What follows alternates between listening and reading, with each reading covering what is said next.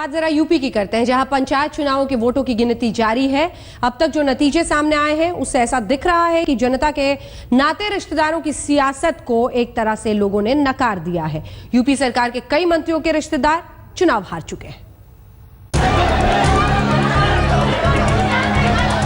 जिला पंचायत चुनाव में करारी हार हुई तो हंगामे पर उतारू हो गए समाजवादी पार्टी के कार्यकर्ता। ये तस्वीर फिरोजाबाद की है।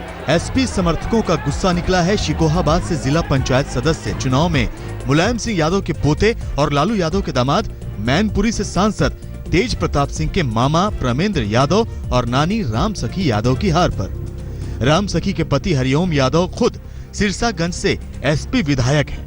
देखिए, हारते हैं तो कहीं न कहीं कोई कमी रहती है और जनता के फैसले को हम सर्वोपरि मानते हैं। अब कोई हार थोड़ी 9 वोट 10 वोट की कोई हार होती है।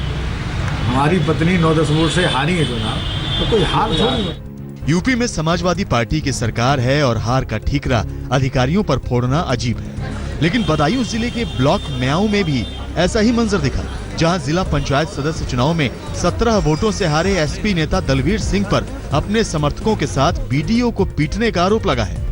यूपी के स्थानीय निकाय चुनाव में कई हैरत अंगेज नतीजे आए हैं। चुनाव में समाजवादी पार्टी के नेताओं के नाते रिश्तेदारों की करारी हार हुई है।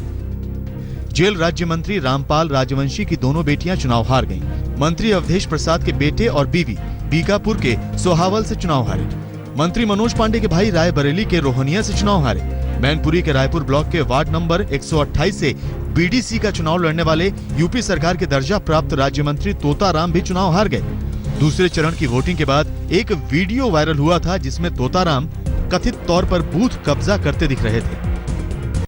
हैरत अंगेज नतीजे देने वाले इस चुनाव में हैरान करने वाला एक नतीजा आदर्श ग्राम योजना के तहत पीएम नरेंद्र मोदी के गोद लिए गांव जयापुर क्षेत्र से आया है, जहां जिला पंचायत सदस्य चुनाव में बीजेपी समर्थित प्रत्याशी की हार हुई।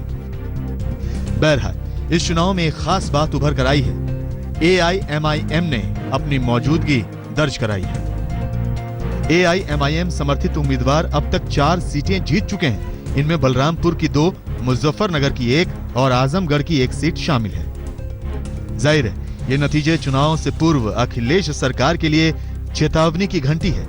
यूपी में 1.5 साल बाद विधानसभा चुनाव होना है। आज तक ब्यूरो।